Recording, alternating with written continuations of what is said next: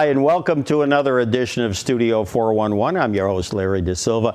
A lot going on today. We always love when we have returning guests joining us. This gentleman, no exception. We have got composer, musician, author, as well as educator, which is, a lot of folks don't even realize that. A man of many talents, as he was telling me off camera, soon to be jingle writer as well. We have got Joe Bouchard, singer-songwriter, and of course, founder of Blue Oyster Cult, making new music that he's going to talk about with Blue Coupe, along with his brother Albert, as well as Dennis Dunaway. But the one we're talking about today, his fifth solo album, Joe Bouchard, Playing History. Okay, and for more information, www.joebouchard.com. Welcome back, Mr. Bouchard. Larry, you look fantastic in that T-shirt. That's right. Look at that. That's the Joe Bouchard official T-shirt. Can we see that? If I really looks sharp. If I sharpen the rolls a little bit, there you go. Look at that. Goes good with the shirt and the jacket and my Jerry Garcia It's tie. available at joebouchard.com. There you go. /shop. So tell me now, how did this new release come about? What kind of was inspires you when you do a CD in general? I just happen to have a good batch of songs. I've been doing a lot of writing, and I think I wrote more original songs wholly on this album than any of my other albums. Of course, my friend John Cook, he wrote a couple of songs that are excellent on this album. But I just had a lot of things going on in my mind and managed to write a lot of lyrics. I usually don't write lyrics. I usually rely on other people to write the lyrics. But this one was a lot of fun. And I felt like it was really strong, really consistent all the way through. No weak spots. This is a killer from beginning to end. I tell you, your other ones, of which your fans certainly know the ones I'm talking about, there, in my opinion, there hasn't been a weak one yet. Well, thank you so much, and I'm lucky to be doing Blue Coupe albums with Dennis and Albert, and we just started rehearsals for our third Blue Coupe studio album, and it's really great. Dennis is just coming off an incredible year. He got to play with Alice Cooper in England. He has a single coming out that he wrote with Alice 50 years ago. Really? They found this song. It's incredible. Is that going back to the Arizona days? Yeah, they wrote it 50 years ago, and it finally is coming out as a single this month for Alice Cooper. So nice. A special pink vinyl 45. He may have some when he comes. I hope, yeah. He's going to be here soon. Again, another return trip. Dennis was here a couple of years ago to plug his memoir. That was just a fabulous book and still doing well. And, it's coming out in and paperback. Speaking of doing well, you were telling me the new CD is doing quite well. Excellent. It's really consistent. The reviews have been over the top. You can see the reviews on my website. I got a great review from Germany just recently. A lot of people like it. They keep saying, why doesn't Blue Oyster Cult, put out some of these songs? And I was going to say that critics, from what I was reading, say that this CD is a throwback, in many people's opinion, to early Blue Oyster Cult. Your thoughts on that? I thought about it maybe when I was doing the other albums, but not so much in this one. I just said, I'm going to do my own style, and it just so happens that that's the Blue Oyster Cult sound, They haven't put out an album in 17 years. So they are supposed to put out an album this coming year. I've submitted 4 new songs. Not saying that they'll make the grade or they'll be released, but at least I'm giving them a shot. Had some really great Speaking material. of shots, there's a shot of Joe. Oh, we just saw him. There was Joe on Who's that young guy? Now look at this. This is from the Watertown Daily Times, given Saturday back, I believe, 64. And there's Mr. Joe looking like Jimmy Kimmel a little bit. And is that Albert on the drum? That's my brother Albert my goodness. on the drum kit. I don't think I've ever seen his hair that short. The art director at the high school said, we got to get a picture of you guys for posterity. And Oh, we've got one later on that's really Oh, my going to take God. the cake. Yeah, it's like Joe in tuxedo, but we'll see that. The photo that we had That's up before, scary. who was the gentleman on the left in the other photo? Was that one of your? Oh, Alan Lanier. Yeah, talk a little bit about Sadly, him. he passed away about 4 years ago, and it's like it's part of the whole experience of what was Blue Oyster Cult. And Alan was one of the maybe more laid back personalities in the band, but we did a tribute at B.B. King's last year. It was a wonderful show. We played a whole set of just Alan songs, and some of them had never been played on stage, just because he was not a singer most of the time, but he was not sort of aggressive personality, like, I got to do my song. His songs were like the great album cuts, and we did a whole set of his material, and it was fabulous. It was insane, and unfortunately, because he passed away, this event came about. But it just shows you what that original core band was capable of. I got that impression of you as well. I mean, when you were here the last time, you did some cuts, Astronomy, and a few others. But the thing is, again, who was back in the day? Was it Buck Dharma? Who was the primary We had writer? a team of writers. Okay, so it outside really folks. was a very democratic. Our manager, Sandy Perlman, who sadly passed away, his best friend, Richard Meltzer. They were great journalists. They wrote books. And Sandy became our manager, and he wrote a lot of the lyrics in the early days. And the five of us would all gather around the piano or gather in the practice room and work on these songs, and with the intention of becoming something that was different, something that was really different. Talk a little bit about, because we've got a video that's kind of a tribute to your former manager. Talk about Sandy Perlman a little bit. He passed away in 2017. Obviously, was not in the best of health the last year or so. He was in a coma for about 6 months. It was very sad. We had a good friend that was taking care of him, in San Francisco.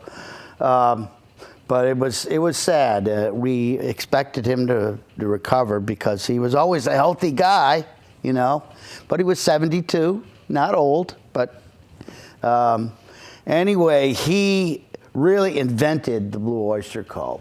He came up with the name. He met Buck Dharma, the guitar player, at a party, and said, "I'm going to build a band around you." And then Buck brought in my brother, and they had Eric Bloom, and Alan got out of his military service somehow.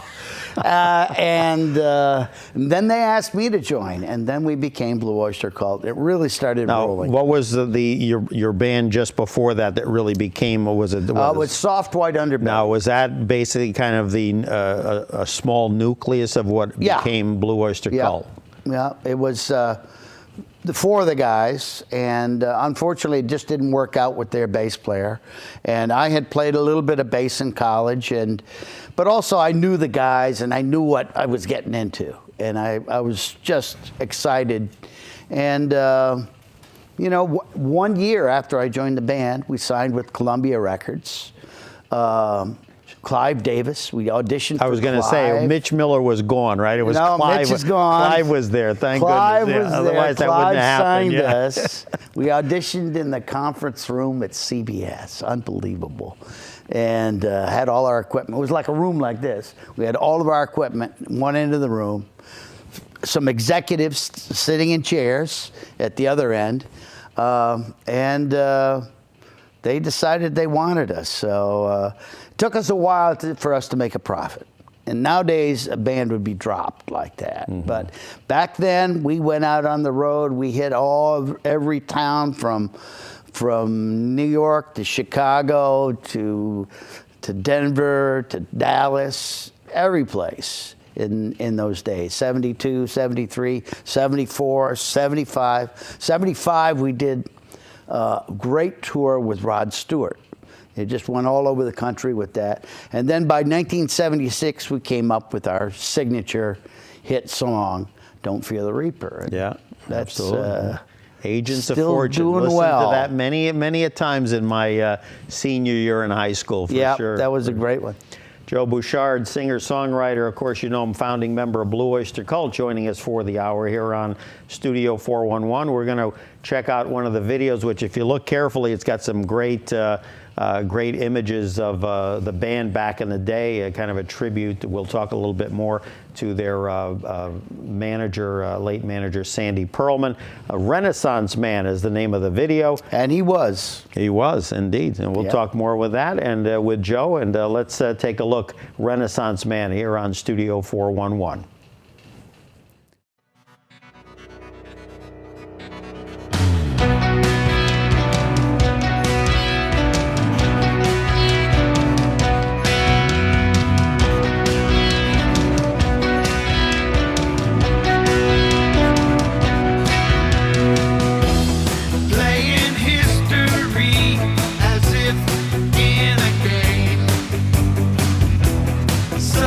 Influence on your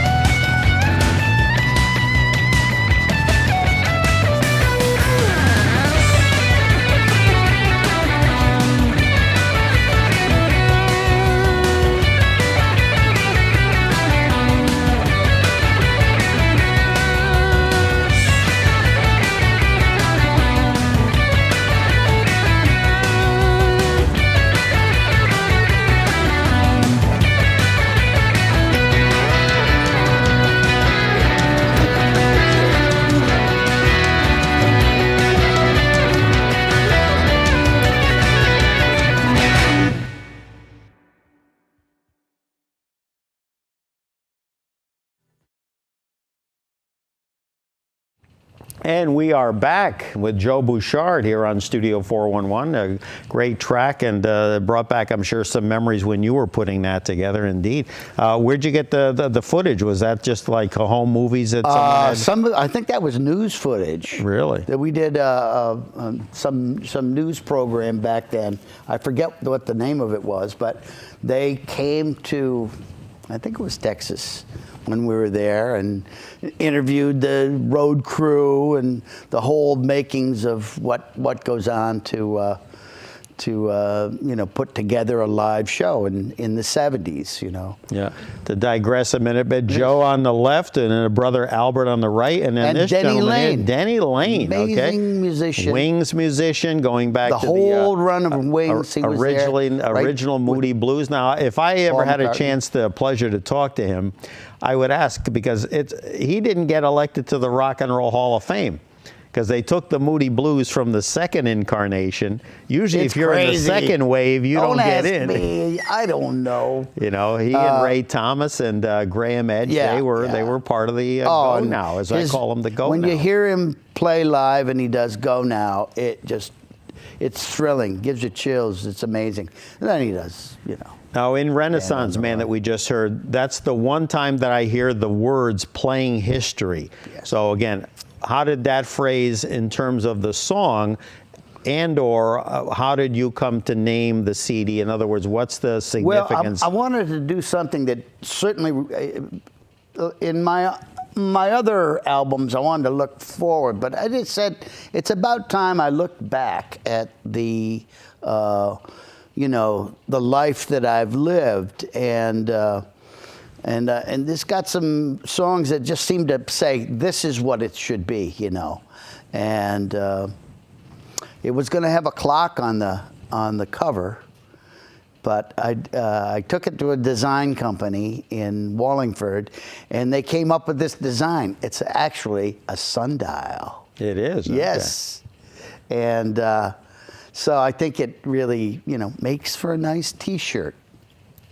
Absolutely, absolutely. Yes, there it is, right there. Okay. If we get the camera 3 on me, look at that. There. Nice T-shirt. I'll step to the side. Look at that. There's the T-shirt. I'm wearing a sundial and didn't even know it. Yes, there you go. yes. One thing about Joe, again, that not to give him a bunch of compliments, but again, he's certainly well deserving of it. What I like about Joe's music is Joe writes songs, not riffs. I mean, he may write riffs too, but the thing is that I like about your music in the several years that I've come to know you guys is that I can hear every word you're saying, and yet I can really get into the music, whether it's I've tried the death metal thing. I've tried to growl my voice, but I just love singing songs. I like singing melodies that are strong, that have strong points to them, and I wouldn't know how to do it otherwise, So yeah, I like singing the songs, and so you got to have a good melody to go with that. Absolutely. This is Joe's reaction when he saw the CD, how well it turned out. Yeah. I love that. How come we can't get that effect on your glasses in here? I guess if you were looking that way, it might. We were in an art gallery actually, and is that the one with you and Dennis and the gals? Was that a year or two ago? No, we were in New York okay. in a gallery, and because I talked to Dennis one time within the last year, and he's walking in the streets of New York, and he was kind enough to take my call, and I'm like, oh, what's up? He goes, oh yeah, no problem. He goes, I'm headed to an art gallery, and I'm saying, oh, then I saw some images, and I'm thinking, oh, you guys were all there. I said, hey, I didn't get a call. yeah. But you did come to see our show last summer. Absolutely. That I was going to say, I had the pleasure, along with my wife, NL Bemis. NL stands for No Larry, just so I always throw that out there. But anyway, we went to a great place called the Clayton Opera House in Clayton, New York. And what a show. These guys at Blue Coupe, Joe and Albert Bouchard, Dennis Dunaway, Rock and Roll Hall of Famer, as we mentioned. And just the show was great. The venue, the people were there. I mean, what a phenomenal, that was a phenomenal thing. That's your old stomping ground. My old hometown. Joe even showed me afterwards. We had a few cocktails across the way. Even showed me where he used to get into mischief. Yes. He showed me where grandmother's backyard. The grandmother's backyard. The holes were still in the wood where he used to peer out. I don't know what he was peering out at because it was a few years ago. No, he used to probably used at to the watch water. the bands. Because that old legend of going to see the blues club. You had to go across the tracks. And you got to sneak down there late at night. And you're too young to get in, but you can get up on the fence in the backyard and look through the window and see what's going on. Yeah. Now, tell a little bit about where Clayton is. You can see that right there, the water. Yes, you are right on the edge of Canada. Yeah. On the St. Lawrence River. And a beautiful place. Near the Thousand Islands. The Thousand Islands, the home of the Thousand Islands. And that, of course, we were there with you guys in July, but I mean, man, that's got to be, we think we got it cold here. What was that like growing up? It was, well, you learn to appreciate the ice. I learned to drive a car by driving on the ice. Wow. Yeah. Oh, it was and I would hope times. the Seaway, when that got cold, believe me, you could drive a semi probably and it wouldn't fall in. They used to have horse races on the ice. Really, it was incredible. Oh, my Hey, goodness. I just wanted to... yes, go ahead. I brought this instrument that I've never played before. It's a banjolin. It's like a mandolin, but of course it's got a banjo head. And this particular instrument is over 120 years old. And I'm sure that it was played at many raucous dance halls. And so I did a little renovation on it. Marvelous. And, looks put some looks new brand strings new. on it. And one of the songs on my album, it's called Bad Decisions. I've made some bad decisions. Decisions I have made. My bad decision will haunt me to the grave. In a clean spot I'll be buried, somewhere near the borderline. Some bad decision will die with my mind. And I'd never used this before, and it just came out great. That's one of my favorite songs on the new album. It's called Bad Decisions. And how did that come about? I mean, what's that's one of my friend John Cook's songs. And it's actually based on a piece of artwork that he has. And he finds, makes collages, and he finds old artifacts, and he puts them all together, and they have fish hooks and bones and maps and pictures of fish, because we're up there in the Thousand Islands, of course. Oh, so he's from that air region. Oh, yeah. Is that how you met him back? We grew up together. Wow. Next door neighbor. Wow. Great guitar collector, folk musician.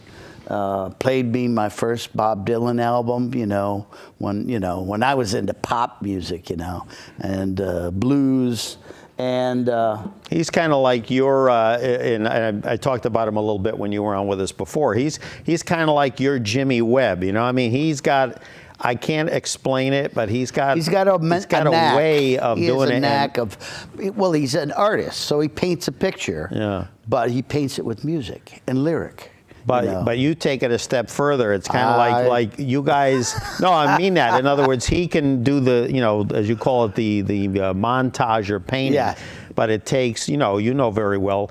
10 people can do a song that never becomes a hit, but then someone comes along, puts the magic touch, and there's something fairy dust. You put a little fairy dust on it. Yeah. And you guys, I mean, I go back to Photographic Memories. Was it Dark Boat? Yeah. And countless others. You guys, even on Blue Coupe, you guys have done some songs. You Like Vampires, which is really about relationships. Oh, so he's into that too. Wow. Oh yeah. See, I thought you wrote that. Or he loves he's after me to do this Walking Dead zombie stuff, and I say I'm not ready for it, but who knows? Maybe somewhere down the line, we'll have some zombie songs. Track number 2. Now what is this? Now is that like an homage to Bob Dylan or what? Okay. Yeah. Because you mentioned him. You mentioned was it Blonde on Blonde? Yeah, it references a lot of Dylan, and of course, he's a big influence on everybody. And but specifically for that song, I was thinking about a tour that he did with Patti Smith as the opening act. And every time they did a show, Patti would come out and do a duet with Bob Dylan. It was like awesome, it was like her dream, So we go way back with Patti. But so every time they do this song, the crowd would go crazy. With every line, there would be an ovation, standing ovation on every line of the song. And I just thought that was the silliest thing. So I said, now what is this? See, now I must have missed that because I used to always think Dylan, maybe in the early days it was like him and Joan Baez. That was always Joan would come up and play. And then when I started, obviously the new CD and some stuff that I read about you prior, I'm like, whoa, I said, there's this whole Patti Smith connection that Dylan, I knew you guys knew her. We do a song with my brother's show, the Bouchard brothers, Songs and Stories, called Revenge of Vera Gemini. And I get the biggest kick out of that because knowing that Patti eventually got to do a duet with Bob Dylan, back in the early days, she was really mad because he dissed her at a party. And so she wrote this song, Revenge of Vera Gemini. And my brother sings it, and it's just, I was your victim. And the question is, does Bob know that song is about him? Now, here's another one. Talk about a Wayback Machine. Oh, this is what college days at Ithaca College. Yeah. I had a 26-piece brass funk band. I thought it was Cool in the Gang when I first saw it. I was like, all my fraternity brothers. Yeah, there's a lot of instruments there. Great time. We rocked out. We got down. They were all like classical musicians, and they played a little jazz, but they never rocked as hard as when I did all the arrangements and had special guests come in and sit in with them. It was a great time. That was back in the late 60s. Yeah. And at the Ithaca College dining hall. Now, either with Blue Oyster Cult or with your brother or solo, whatever, have you ever played back at Ithaca College in the No. 35, 40 years? No. I'm waiting for No, it. see, that would have been great. I'm waiting for an invite. I have an idea. There's always a lot to do. There's always a lot to do. The wheels are turning here, folks. I have played in Ithaca a few times over the years, but not at Ithaca College specifically. Yeah. Sometimes you just hit the right thing, but we played with the Byrds. Played with Black Sabbath. Oh, you mentioned Rod Stewart. My God, Yeah, it's like you're the one that has to start putting pen to paper with all your projects going on. You like Dennis. You definitely have a book. Maybe. I think so. Yeah, maybe. Absolutely. Joe Bouchard joining us here for the hour on Studio 411 and the new CD, Playing History. For more information, joebouchard.com. 1986, thereabouts, you leave Blue Oyster Cult after a huge amount of success.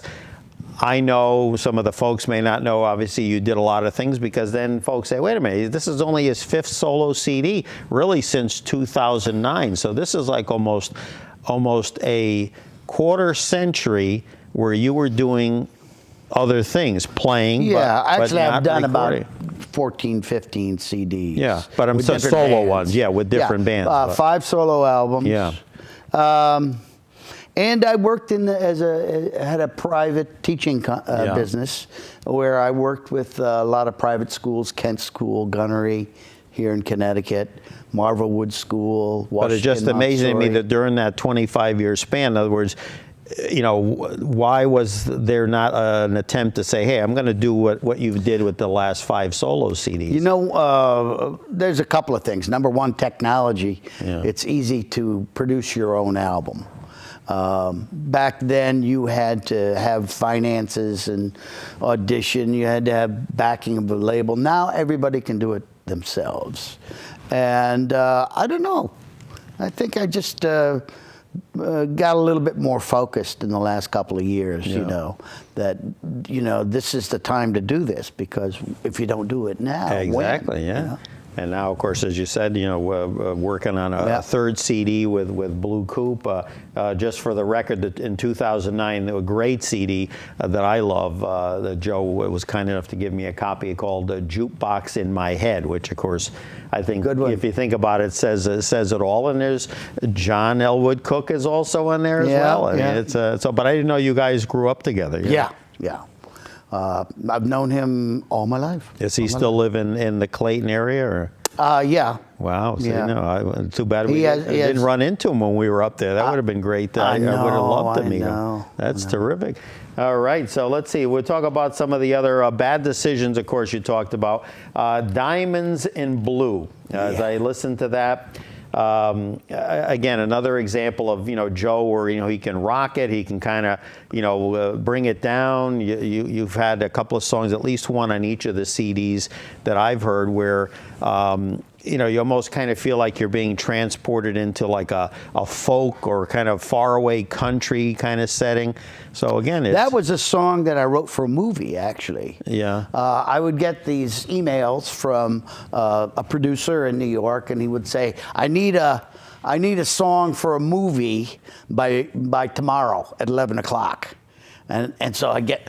Oh my God! I'd love to get. So I got an email about a movie. It's all about asteroids, and there was a scientist, and there was a love interest, and this asteroid is going to come and hit the Earth. So they needed a romantic song for this song about Armageddon type of thing. And luckily, they said I need it by Monday. So I got the email on Friday, and the whole song, including writing the lyrics, arranging the song, writing the melodies, writing all the chords, I had to have it done by Monday morning. And I don't know if it'll ever come out. I think it was like a cable TV movie, Oh, so you did get it in on time. I got it in on time, and I would be surprised if they used it, but you never know. But that got me going. That got my juices going, and I felt like, well, I'll just take 3 days and write a new song, And when you were here, I remember seeing a photo. You had gotten an autographed copy of a book by J.K. Rowling. Yes. And did I hear recently that now there's something going on with that? Yes. She J.K. Rowling, the biggest writer in the world. Harry Potter. Her latest book is called Career of Evil, which was based on a song that Patti Smith wrote with my brother, right, and was the third single that Blue Oyster Cult put out in 1974. So, and then I got a copy of the book. I'm looking through the book, and every chapter is a different Blue Oyster Cult song. So we don't know if there's going to, if our music is going to be in the movie. It's already been produced by the BBC. Should be coming to HBO, I think, this coming year. So we'll find out. But anyway, it can't hurt to have all that, in some big-time references to the old catalog. Now that your fans and followers are hearing this via the different mechanisms we're using tonight, not only taping the show, but also doing a Facebook Live segment for those who are watching it live. Hello in Tanzania, how are you? or in West Virginia, either or close by. Germany. Or Germany.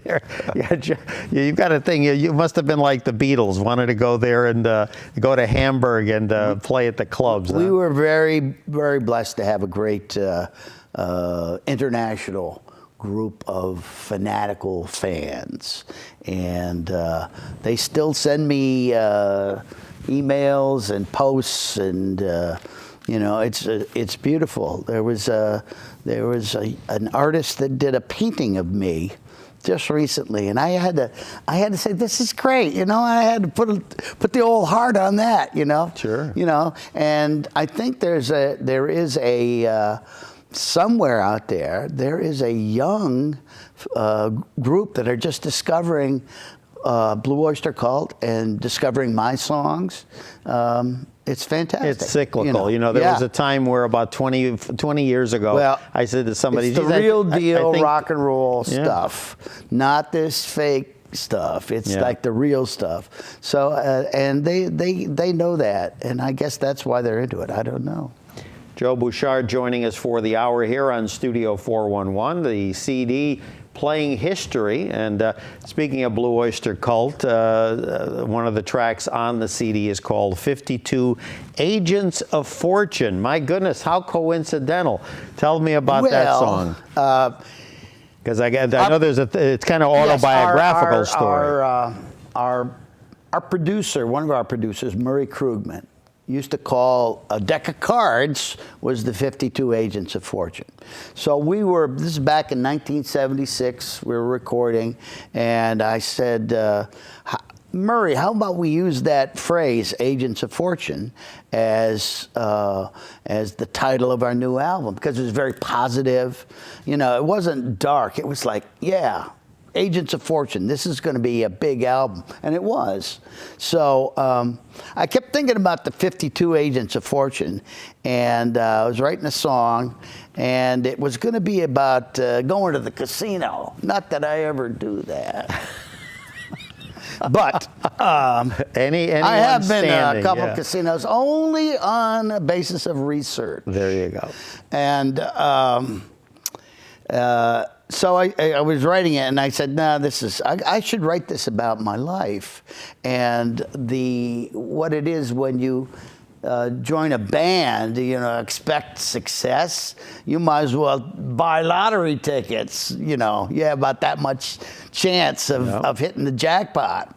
But so it really relates to, you know, picking up the guitar for the first time, joining the band, going out on the road, and 52 Agents of Fortune tells the whole story. So I was very proud of that. People love that. We just had a shot in our remaining moments. We had a shot of you and Albert, and I was like, what are they selling here? And all of a sudden they were Blue Oyster Cult logo M&Ms. Yes, the M&Ms. How come there's none here tonight? Well, next time I come, I'll bring you the M&Ms.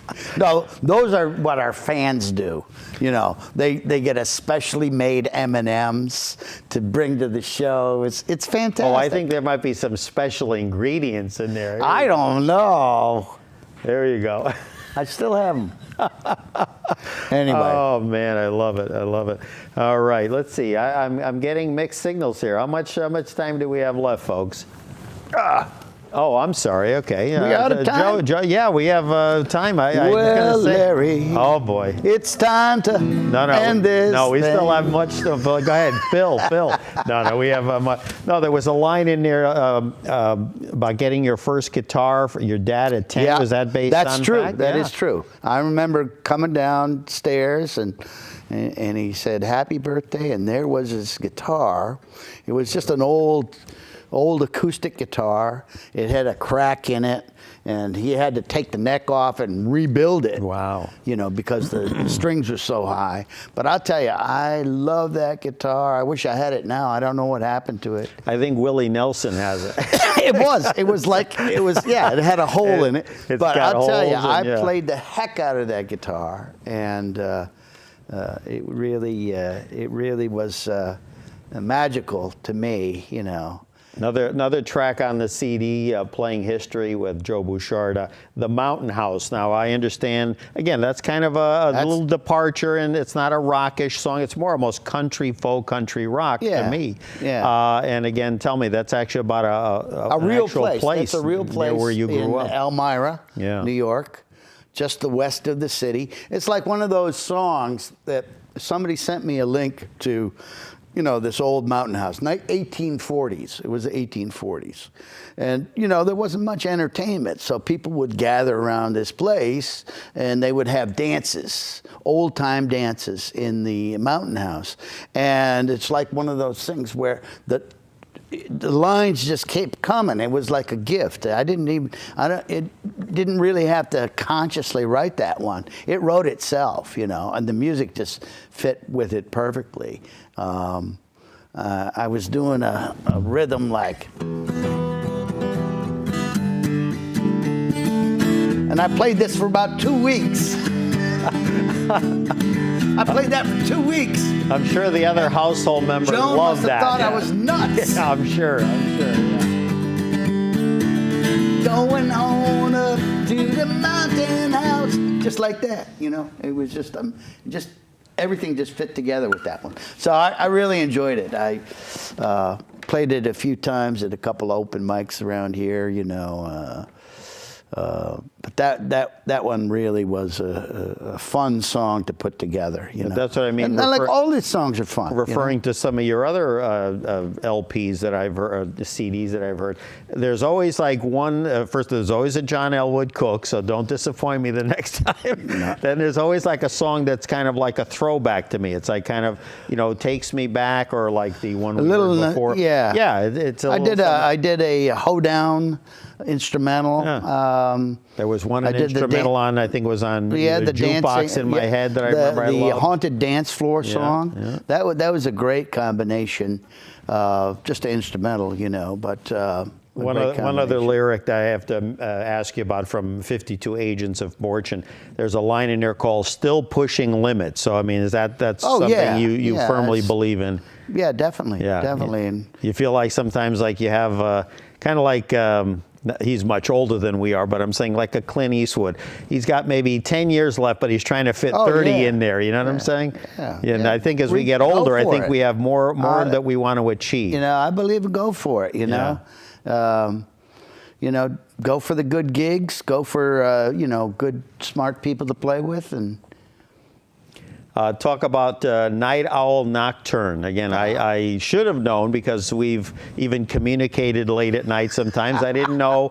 I'm up late. He's a late night person, if you can read between the lines. Well, this is based on a sort of a note that I took a few years ago, and I store it, and I think, you know, it's about how the smarter people are the ones that stay up all night.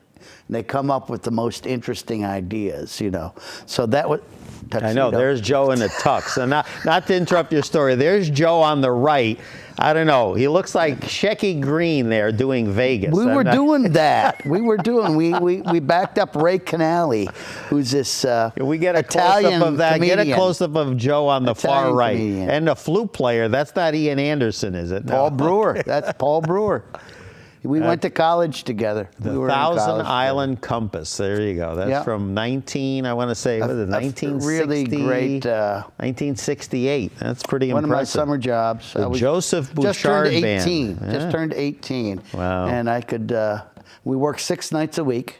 We got 1 night off, and but we worked 4 hours a night for 6 nights a week. So that was like your Tuesday through Sunday. That was like your cavern club. Tuesday through Sunday. We worked on our chops. Yeah. And we had to play all kinds of music. We played Frank Sinatra. There you go. But just like we talked earlier with the Beatles, but we played, that's you know, when we you're played doing Frank these. Sinatra. We played the Mamas and the Papas. You're doing these crazy long gigs. You probably break for 5 minutes, go ahead up back on for another hour and a half. Simon and Garfunkel. We did everything. Whatever was on the radio. What performers of today, and I'll tell you why, because there's a song, and I'm right now I'm blanking on which one it is. Oh, Insane. Again, just one person's opinion. I hear the intro, I hear like Green Day and Weezer, or one or the other. Oh, that's good. So I like I'm just that. saying, little alternative rock. But I'm saying is what like performers from today or within the last, let's say 10, 20 years, do you like say, wow, you know, they really get it? Oh, well, I like the Foo Fighters. Okay. You know, David Grohl and the Foo Fighters. That was that is another song for a movie. That didn't make the thing. But the nice thing about doing those movie songs is they're non-exclusive. So if I write a song, I can keep it, and I can use it any place I want, you know. And it was supposed to be for a movie that had this hockey scene. You know, it's going to be in a hockey arena. So I'm thinking, yeah, what do we want to write about in the hockey scene? Well, we want to talk about those insane fans, you know. So that one was another easy one to put together, you know. Joe Bouchard joining us here for the remaining moments on Studio 411, the new CD, Playing History, and more information on Joe and his activities, joebouchard.com. When I remember getting the CD from you, I said, "Oh, am I supposed to? Is it Playing History? You know, kind of like a Michael Jackson thing?" And then I said, it's "Yeah, really history." because you told me, like, History. you know, Jimi Hendrix, people like that were really in. I take it you probably didn't Jimmy get. sat in with the soft white underbelly. Oh, so you did get to meet him. Oh, yeah. Okay. I didn't meet him, but my brother and the rest of the guys in the band, he came in for a jam late at night at the Steep Falls scene. They were at the scene, and Jimmy said, "Is it all right if we jam?" And they said, "Yeah, but just don't turn it up too loud." He says, "Oh, that's cool, man. I'm not gonna." I don't. And he didn't. He didn't turn it up too loud. He was playing bass. Yeah. And I don't know. What did your brother think of him, or from what you saw? Oh, they of him, loved Jimmy. What did you think of him as a guitarist? Oh, the best. Because I mean, you see He's the some best. ratings where they Very rank him like. innovative. You know, he just like turned electric guitar. You know, it was like turning it into like the future. You know, he was the future. You know, and everybody admires Jimmy, and his songwriting fabulous. And When you've heard like the last decade or so, they've released one or two, you know, CDs that, you know, have come from the archives, whatever, and Yeah. stuff that, you know, immediately went to #1. I mean, do you look at it and say, you know, I see some stuff Oh, that he really, coulda or had- do you he kind of coulda say to done a yourself, lot maybe we more, had to left you know. that in the vault, you know? well, I don't know.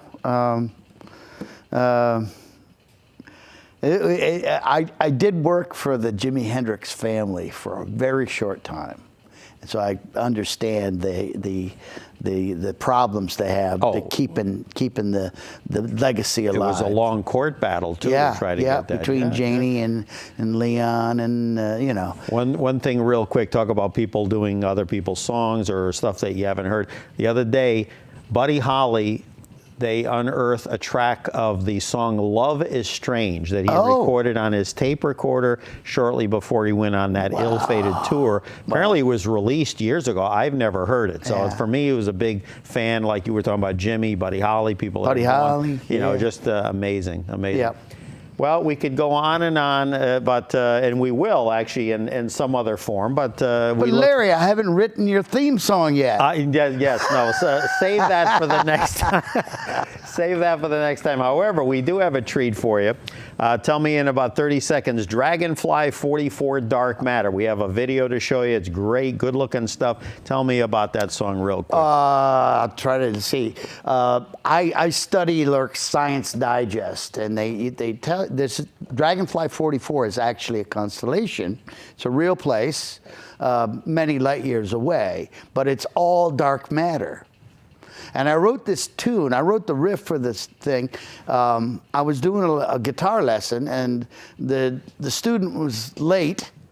And so I wrote the riff, and the student came in, and I said, "What does it sound like?" "Oh, it's Dark Anonymous." So that became it was the Dark Anonymous. But then I put it all together with this story of this constellation called Dragonfly 44. Now, what's going to happen if we ever send a rocket into some dark matter somewhere? Will it come out the other side? We don't know. That's right. It's amazing. But anyway, that was a great way. We've got a great video for you to watch as we wrap up our visit with Joe Bouchard, the new CD Playing History, joebouchard.com. Joe, as always, we thank you. Can't wait to see you again. He'll have, I guess, a theme song. I'll have someone pinch hit for me when he does. So let's check out, as we thank you for joining us on this hour of Studio thanks for 411. Dragonfly 44 Dark Matter. We'll catch you next time on Studio 411. Take Thanks, care. Larry. Enjoy.